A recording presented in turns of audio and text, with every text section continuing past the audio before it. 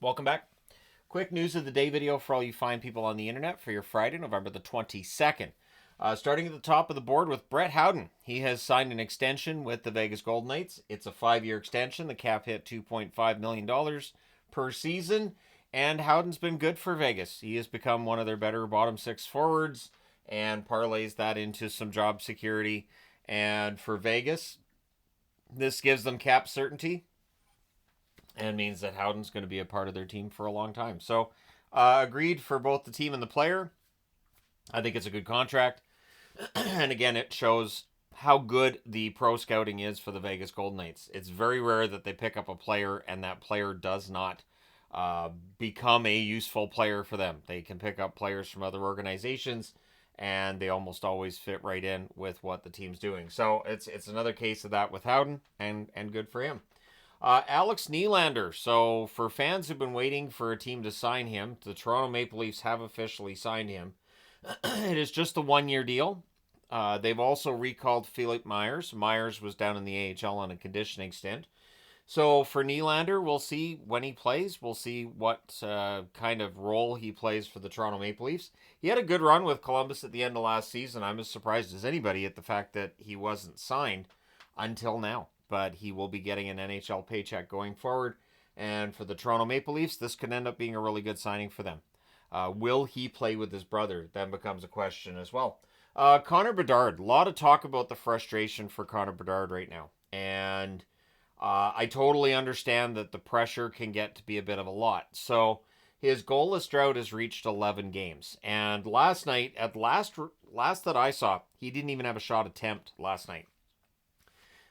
So for Bedard, the frustration is real, and I got a kick out of listening to Ray Ferraro talk about it on last night's game, saying, people will tell you to relax, but that just makes it worse. When people are telling you to relax, it's more aggravating than anything else, and you want people to stop telling you to relax, so it kind of builds, and he feels like that's where we're at with Bedard right now, and probably yes. Bedard is supremely talented, though. He will get through this. There are a lot of young star players that go through kind of rough patches, especially in that year two in the NHL. The sophomore jinx is a phrase because this can happen, and I feel like that's what Bedard's going through. But once he's fought his way through it, once that first puck goes into the net, he'll be fine. It is just a matter. I think it's also a matter of finding the right line mates for him. We've had that discussion plenty lately, but that frustration level for Bedard is becoming more and more evident as the games go by. Coach Mike Sullivan. So a lot of discussion about coaches after Jim Montgomery being fired, and that now there's other fan bases saying, hey, he might work here. And so with Pittsburgh going through what they're going through, there's some speculation about whether or not maybe they'll make a change at some point. But everything Mike Sullivan's saying, it sounds like he's totally bought in on whatever's going to happen, saying that he wants to help Pittsburgh get through what they're going through, and any transition that takes place, which would mean, changing out players and whatnot, he wants to help with that too, and he wants to be a part of the organization going forward. So everything Mike Sullivan's saying is great, and definitely indicates that he wants to stick around with the Pittsburgh Penguins. It really is a matter of whether or not the general manager feels like he's on the same page, and if he feels like the road forward best involves having Sullivan there, or if it doesn't. So if you're a Penguins fan, let me know. Do you think that they should continue to employ Sullivan? Do you think Sullivan's time with Pittsburgh should be up? Let me know your thoughts. I don't really think that making a change behind the bench would necessarily help Pittsburgh at this point, but I can understand if they try that. That might be one of the few things they can try to do to turn things around. Pierre LeBrun reporting that Ivan Provorov could be a very valuable asset at the trade deadline.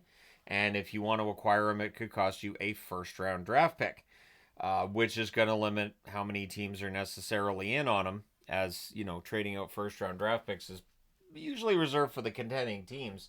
So Provorov's on an expiring contract, would be a pure rental unless the team acquiring him signs him to an extension. And so that's where Columbus is apparently ready to set the bar as first-round draft pick for the rental of Provorov. Vince Dunn is traveling with the Seattle Kraken.